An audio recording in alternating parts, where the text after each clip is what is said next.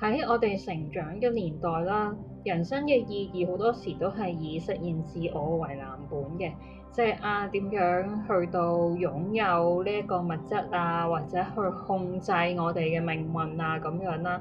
咁但係而家新嘅時代嚟到啦，咁我哋呢個年代就會講超越自我，因為我哋發現咧喺我哋不斷咁樣所謂實現自我，不斷咁向前嘅同時咧，一個又一個我哋嘅陰影啦，或者係一啲我哋唔想面對嘅事啦，其實就會係不斷咁樣撥咗去我哋嘅影子嘅部分，但係其實一直都冇消失到，而呢啲影子其實就係變成影響咗我哋去到思考啦，去到點樣睇事物嘅一個模式啦。咁所以一路咁樣積落嚟咧，任憑我哋點樣努力去到做好各樣嘅 KPI 咧，其實我哋人生嘅煩惱一直都冇離開到，如影隨形咁樣。咁所以其實而家呢一個年代就係我哋要用超越自我，換咗一個維度，去到重新走上人生嘅高峰。其實就係想借翻一個行山嘅概念啦，咁行山又係一啲耗體力嘅運動啦。咁舉個例，好多人參加毅行者嘅咁樣行100K 咁樣，就算係行到啲皮磨到損晒啊，或者腳趾流血啊咁樣，咁其實好多人都願意挑戰自己嘅。咁其實呢個超越自我嘅過程就係一個挑戰自己嘅過程啦。咁我唔係話呢個課程你會磨到損晒啊，或者流晒血，咁其實唔係咁樣，只不過係想套翻落去瑜伽。其實本身呢個概念就係你可能會 physically 或者 mentally 都會有少少不適嘅，因為即係好似體位法咁啦，咁你拉筋你都唔係一步到位噶嘛，咁你可能都需要練習啊，或者經歷過一啲酸痛嘅過程啊咁樣，咁一啲精神上面嘅拉筋啦，都係會類似咁樣嘅。咁that's why 我哋會有呢一個項目出嚟，係陪伴大家啦，讓大家喺呢一段時間走得冇咁辛苦啦。所以其實呢件事係關於你個靈魂幾咁渴求，同埋你有幾咁想真真正正咁樣活一次咯。我覺得呢樣嘢係真係冇得 hard sell 嘅，即係呢樣嘢係其中一樣我話好難商品化嘅嘢，即係你話好似保險係絕對係一個商品啦，佢賣乜嘢就係賣恐懼啫嘛，就係你驚唔驚啊？你驚唔驚有病啊？驚有病你咪買咯，你驚到時冇床位咁樣，你要去睇私家㗎啦，驚你就買啦咁樣。咁其實有陣時商品嘅嘢就係關於匱乏感同埋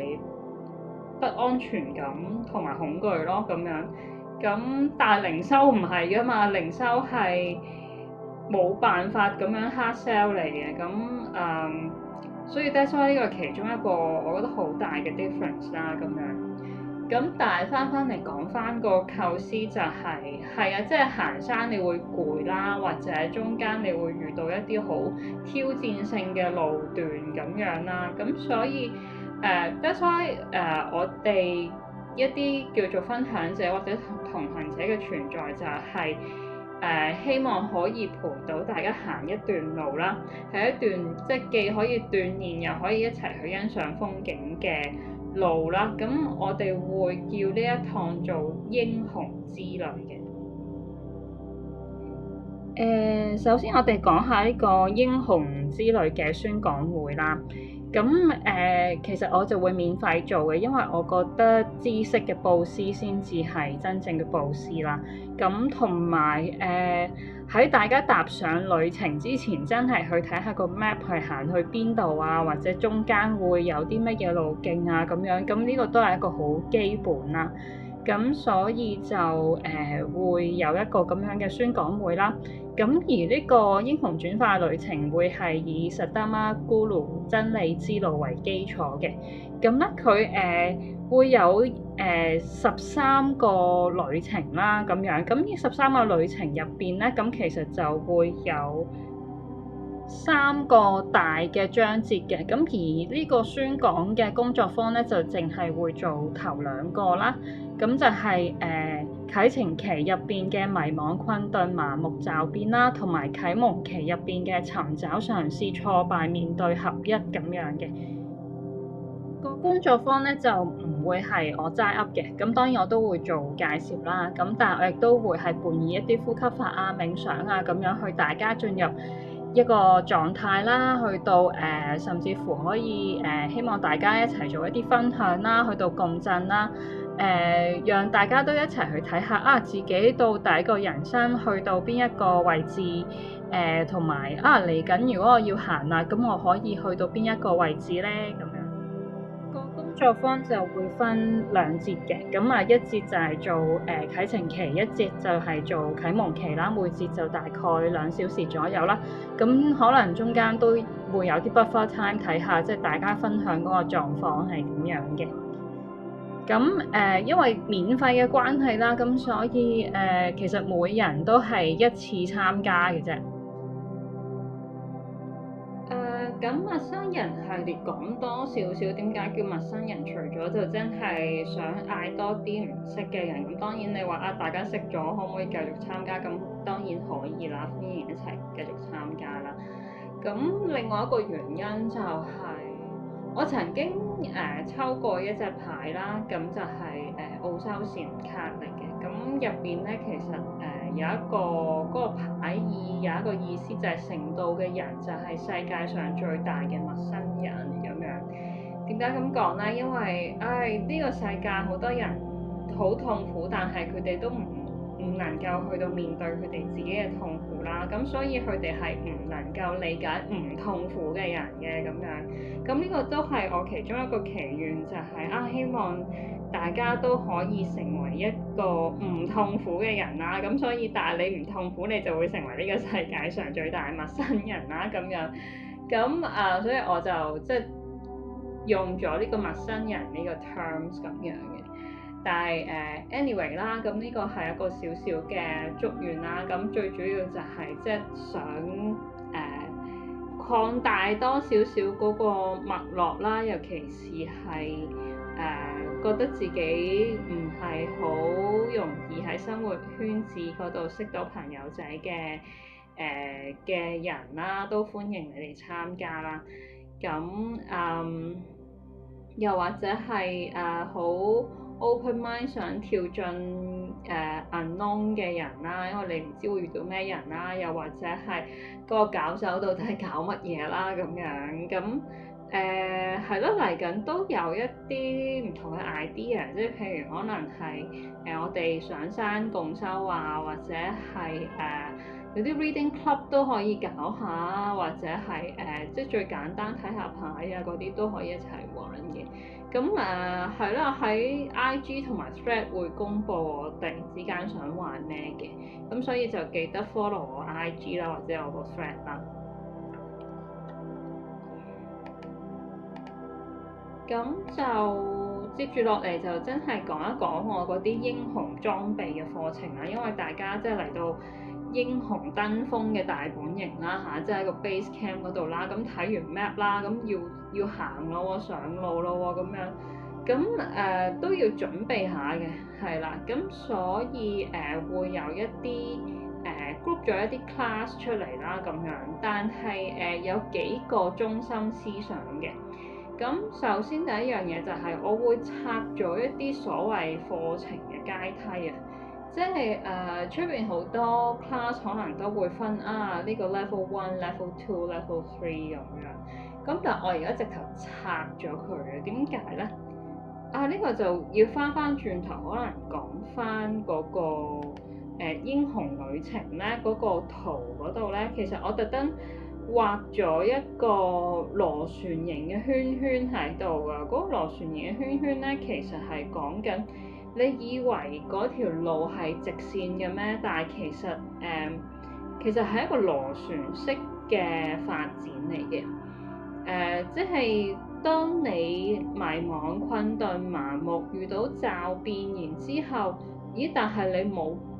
喺嗰個驟變期嗰度去到走入下一個 step，咁你就會屈翻轉頭㗎啦嘛。咁但係你當嗰個向上 vertical 嘅發展係一個時間線嘅話，咁你就會好啦，屈翻轉頭，但係你又會向上扭嘅，即係好似一個彈弓咁樣啦。咁所以你驟變完之後又即係咕一聲吞咗去咁樣，咁跟住你又繼續迷茫啦、困頓啦、麻木啊，咁然之後下一次驟變又嚟揾你咯喎，咁樣咁就睇下你今次有冇反應啦，冇反應啊又屈翻轉頭咯咁樣，咁所以其實成個發展係一個螺旋式嘅發展嚟嘅。又或者係你真係決定向前行啦，咁樣去到尋找嘗試啦，遇到挫敗，但係你又屈翻轉頭啦喎，咁睇下你屈翻轉頭去到係跌翻落尋找啊，定抑或係完全自我放棄啊，又跌翻落去迷茫嗰度啦咁樣。咁其實我點解會拆咗呢一個即係所謂課程嘅階梯，就係好多真係已經參與緊生命改變，我哋所謂叫修行者又好，或者係真係即係純粹係改變緊自己生命嘅人咁樣都好啦咁樣。咁佢會覺得我都即係已經好資深啊，即係我已經行咗咁耐啦咁樣，有咩理由要翻去讀 level 1先至得㗎咁樣？或者我點解要翻去睇自己嗰個驟變期先至得㗎？咁其實係日子耐咗，有機會有一個咁樣嘅 ego，而呢個 ego 係一個有機會係一個讓你前進嘅障礙嚟嘅。即係我都見過唔少人真係修咗10幾年，其實都未真係睇清楚自己個驟變期係關於啲乜嘢啦咁樣。又或者其實我咁講，你唔同嘅時期再去 review 翻你嘅驟變期，其實係有好多唔同嘅 message 講緊俾你聽，而係符合緊你當時面對緊嗰個課題係關於啲乜嘢。咁所以我就唔想再講話咩1、2、3階咁樣，其實你係有機會屈翻轉頭 which 係一件正常嘅事嚟嘅。即係 as 我頭先解釋就係，其實你個路徑有機會係一個螺旋式嘅路徑。咁如果你話哇佢係一條直線嘅咁樣，當然係恭喜你啦咁樣。咁但係即係會屈翻轉頭係一件好正常嘅事，又或者咁講係每一個人佢條 path 個形狀都有啲唔一樣嘅。咁所以你要allow自己屈翻轉頭咯。咁所以我就唔想再有嗰啲階梯式嘅課程啦咁樣。咁第二樣嘢就係我都係 keep 翻嗰個同行者去到協助支援嗰個身份啦咁樣。咁當然如果你話真係我係好 devoted to 去到靈修，想多啲去即更加深層咁樣去挖掘。咁如果你即係大家去到即係交流，發現你都好合適，可能係去一啲更加深層次嘅靈修嘅話咧，我都可以將我老師介紹俾你認識嘅，係啦。咁另外就係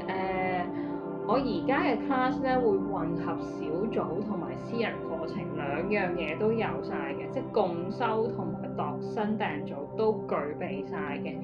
咁點解會咁樣咧？因為其實兩種嘅模式都各有好處嘅，即係譬如如果你有人同你一齊共修嘅話咧，其實嗰個推動力會強啲啦咁樣。咁另外一樣嘢，但係就如果淨係得共修 class 咧，你會發現你要好努力咁樣喺個 class 入邊去揾一啲同你好對題嘅嘢，又或者有機會揾唔到咁樣，咁變咗我就喺我嘅班入邊咧係我會有共修嘅 class 啦，然之後亦都會逐個單獨去約一節或者2節嘅單對單靈修課嘅，即係可能有一啲個人課題你要清嘅咁樣，咁就會喺嗰個單對單嘅靈修課嗰度嘗試去處理翻啦。咁同埋我嘅 class 都會盡量做到全方位嘅。點樣全方位咧？即係心靈嘅成長啦、心靈鍛鍊啦、靈性嘅修練啦、八支公嘅前七支啦。咁心靈嘅成長，我諗而家就係好多而家坊間嘅 class 有機會會有嘅，就係我哋好on the surface 先去探討一下嗰個成長或者生命嘅 map 係點樣啊，或者係要去睇下自己係個課題係啲乜嘢啊咁樣，咁會有唔同嘅 exercise 可以做啦咁樣。咁但係當你知道咗我要成長嘅課題係啲乜嘢啦，咁樣你就要開始鍛鍊㗎咯喎。咁鍛鍊我哋就會有一啲功法啦。咁因為我都係跟老師修密續嘅，咁所以我會都係跟翻瑜伽嘅一啲功法啦。咁所以就係會瑜伽入邊有八支功，但係點解我會講前七支咧？就係最後一支三摩地入定咧，其實係好取決於你自己嗰個狀態，或者入得有幾深咁。然後靈性嘅鍛鍊咧，其實呢個有少少似潛意識嘅一啲練習啦咁當然啦，如果係發現真係要連結一下先人啊咁樣，咁我都會睇情況去到做唔做呢件事嘅。好啦，咁我哋可以細睇一下，其實有啲乜嘢 class 啦咁樣。嗱，雖然話拆咗嗰條階梯，但係我有一個叫做前行裝備班嘅，就係嗰個英雄旅程嘅即係 map reading 嘅嗰個宣講會啦，係一個我可以話一個prerequisite 嚟嘅，係一個必上嘅。即係如果你要上呢啲堂之前，你要先聽咗到底嗰條路係點樣先，你要出發之前睇咗嗰個路線圖係點樣先。咁然之後咧另外一個我會要求新生係必修嘅咧，就係呢個前行裝備班啊，即係好似你要執一啲基本嘅工具去行山，你起碼要帶個背囊啦，帶支水啦。防曬啊、戴帽啊嗰啲咁樣，咁其實呢個前行裝備班就係類似一個咁樣嘅概念啦。咁會有一啲基本嘅exercise 啦、練習啦、呼吸法啦、一啲感官收攝啊、冥想啊、九式瑜伽啊，甚至乎係我會教一啲好基本用香嘅方法啊咁樣啦。如果有上過類似功法嘅課堂嘅朋友，想過嚟參加一啲共修嘅課程啊咁樣咧，咁其實呢個班係可以 skip 嘅，即係譬如如果你上過一切萬有或者係心地嘅課咧，咁就可以 skip 咗呢個前行裝備班嘅。接住落嚟可以睇下能量補充班啦。咁其實呢個係培養改變嘅力量啊，即係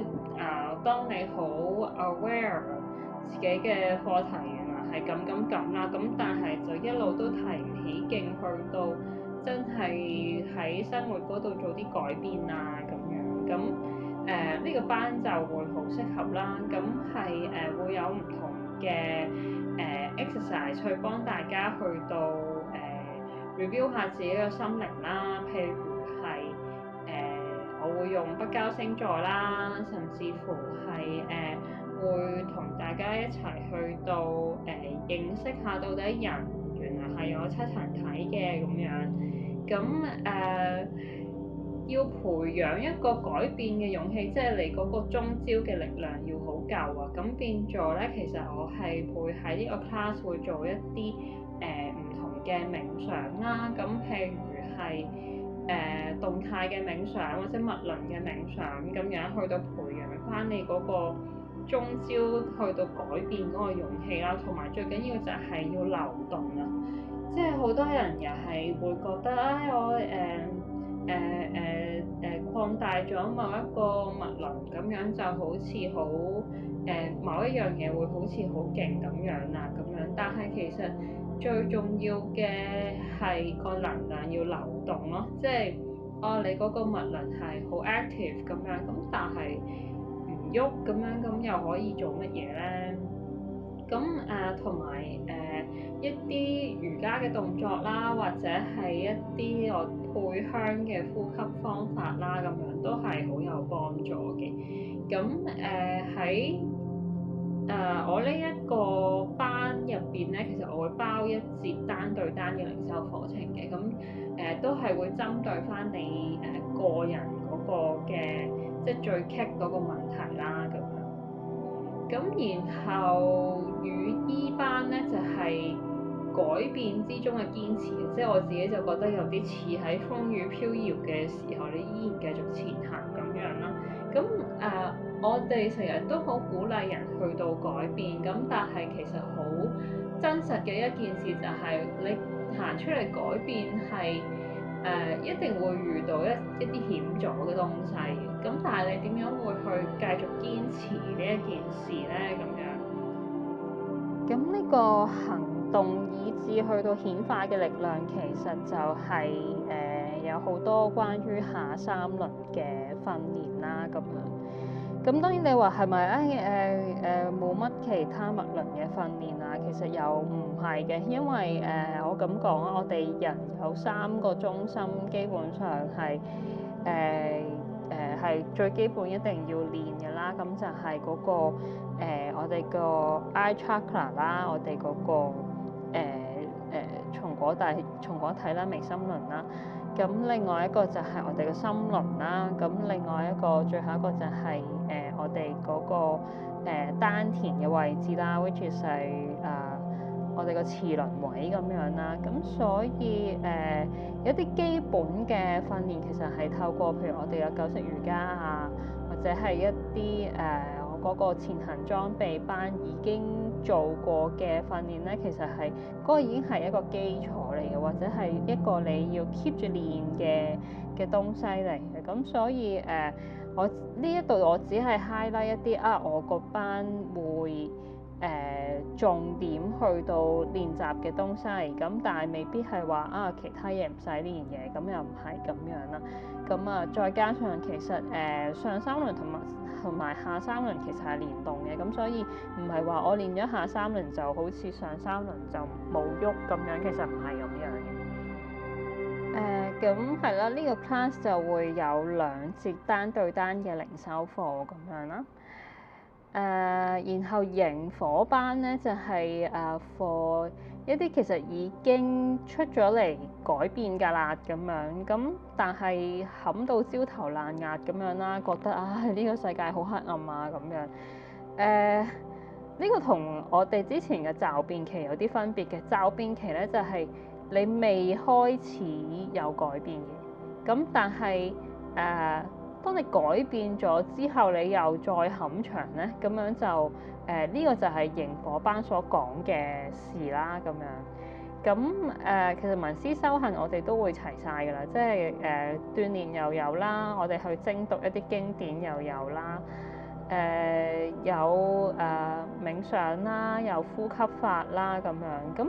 我呢個班其中有一個特別嘅地方就係我有一個叫大自然求香課嘅，就係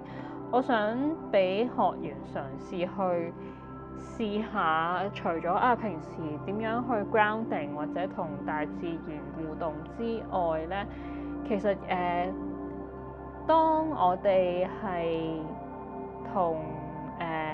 周遭合一嘅時候咧，其實你所祈求嘅事係會得到應允嘅咁樣。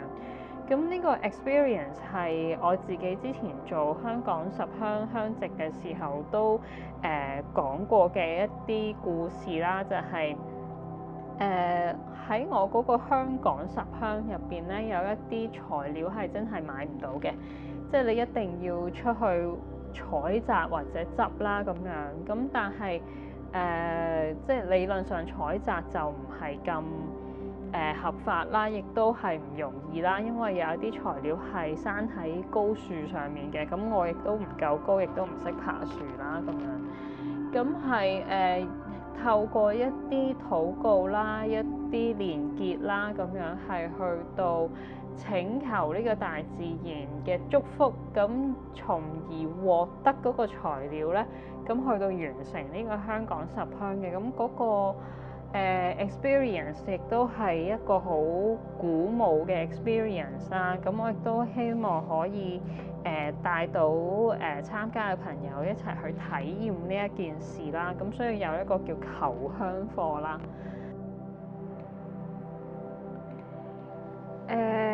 呢一張 slide 其實都係總結翻我會有啲乜嘢工具喺我課堂嗰度。咁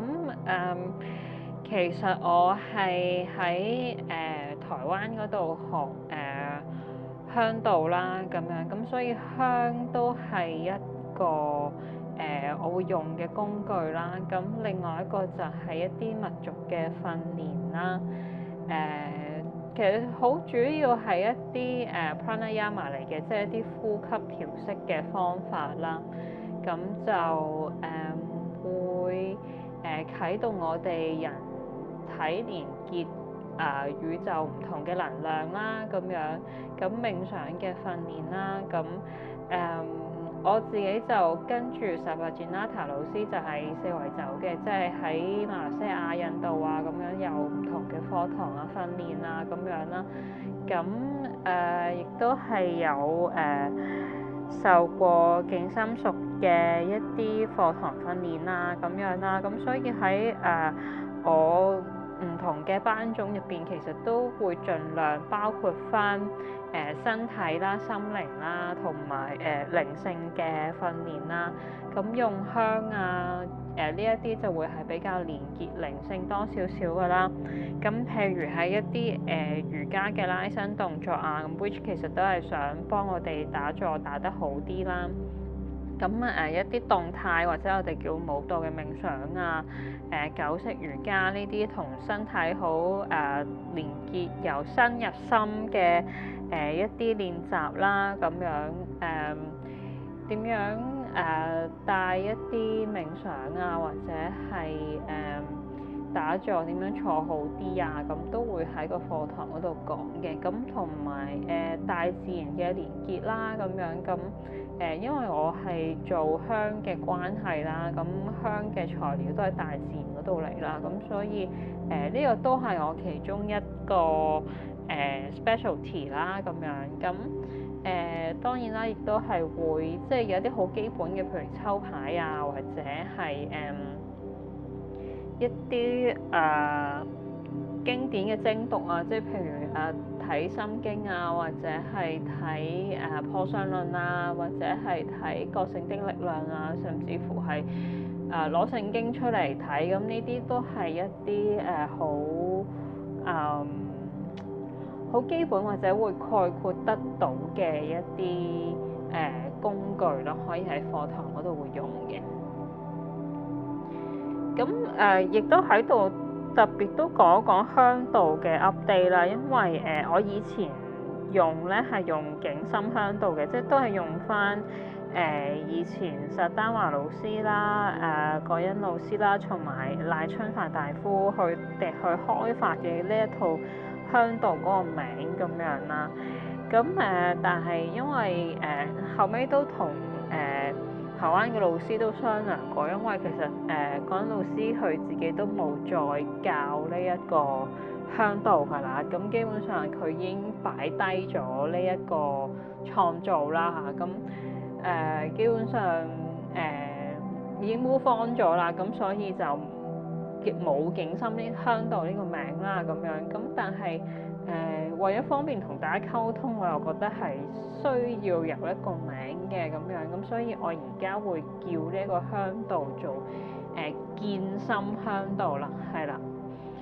咁首先用翻個心字，其實都係致敬翻我嘅老師啦咁樣，咁但係唔用得景心，咁我覺得健心都係一個好貼切嘅名稱嚟嘅，因為用呢一啲嘅香材啦，可以其實幫我哋見到我哋自己嘅一個 reflection 又好，或者係一個心態又好，甚至乎係如果高階啲去到做香嚟講，其實完全都係嗰個香到底做出嚟嘅效果有幾咁綿延或者上乘，其實就係我哋嘅心念係好大嘅關係嘅，即係我哋叫上座或者下座咁樣啦。上座就係我哋要搞一輪好多嘢，即係好有功用行，即係要練習晒啊點狀態啊之後先至去行事啊，定抑或係下座就係我哋其實本身唔使話特登要點樣去到 call 一個狀態出嚟，然之後去做事，其實我哋日常生活嗰一個狀態就係一個禪嘅狀態啦，咁樣咁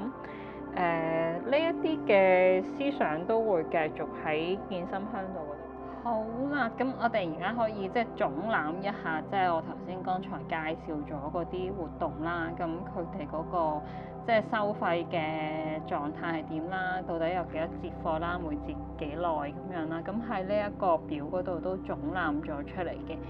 咁另外提一提就係有其他嘅嘢都係繼續做緊嘅，即係譬如係首次嘅線上諮詢啦。咁呢個係比較可能係 for 一啲即係大家睇完之後唔係咁sure 要上邊個班，或者佢而家嘅狀態我唔知道係適合共修定係單對單嘅課堂啊，或者佢真係為佢自己個人現在嘅狀態要真係尋求一啲初步嘅意見先嘅咁樣，咁就會可以做一個45分鐘線上嘅諮詢嘅，咁我哋就傾傾係點樣先。咁呢個就係150蚊45分鐘啦。然後香品係會繼續賣嘅，咁你可能要預幾日俾我整啦，因為通常都要預訂嘅。咁另外就係單對單嘅課堂啦，咁呢個我會 keep 翻喺度嘅。咁有啲可能係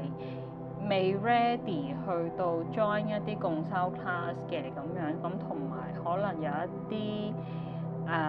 真係好私人嘅課題，佢未準備好喺其他人面前分享嘅咁樣，咁有機會就會上呢個單對單嘅課堂啦。咁其他團體活動就都係會再傾再報價咁樣嘅。咁係啦，呢一度就係報名嘅詳情啦。咁報名通常都係 IG DM 我啦，或者 WhatsApp 啦咁樣。宣講嘅工作坊，即係個英雄轉化旅程嘅宣講工作坊，就我自己心目中係諗住定期搞嘅。咁所以咧就要請大家係留意翻我個 IG 啦，要 follow 我 IG 啦，去睇翻幾時有呢一個工作坊公佈啦。咁另外陌生人系列亦都係啦，都係即係突然之間就會嗌人出去玩嗰啲咧，咁都係 IG 嗰度啦。咁然後嗰個英雄裝備課咧就會係報名嗰陣時可能就提一提啦。除咗提供大家嘅姓名同埋聯絡電話之外咧，就係會請大家去 suggest 翻自己有邊3個時段係 available 嘅咁樣。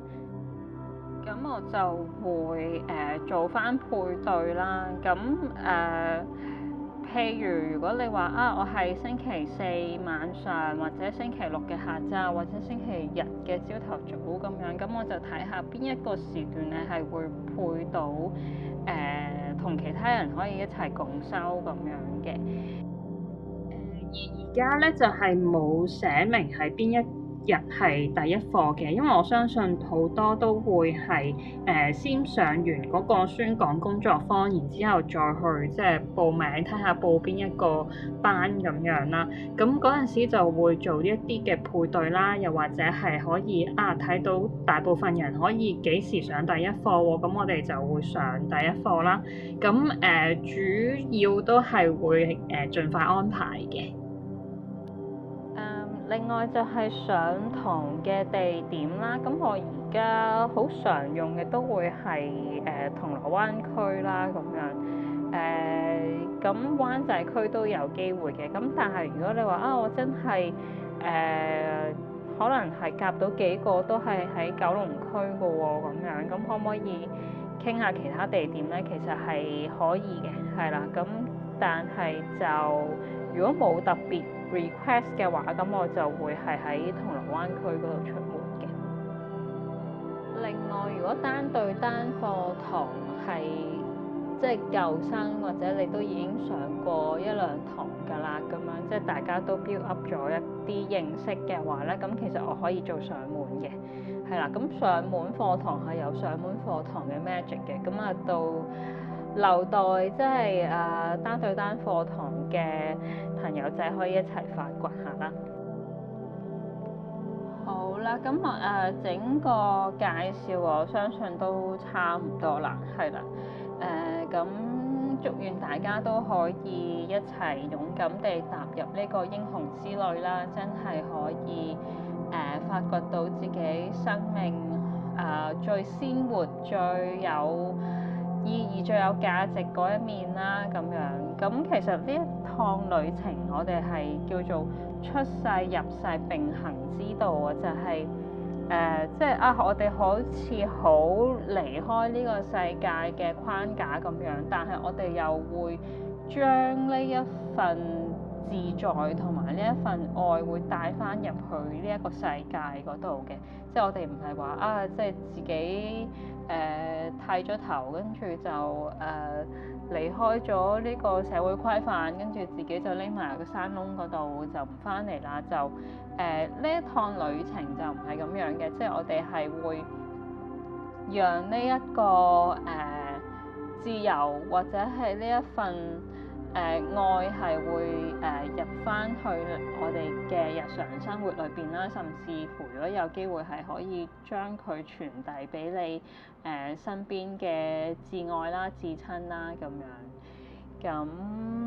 係啦，我嘅分享就去到呢度啦，希望即係日後可以無論係喺宣講嘅工作坊定係喺陌生人嘅系列定係喺我呢個裝備嘅課堂嗰度啦，都可以見到大家啦。好，咁我哋就遲啲見啦。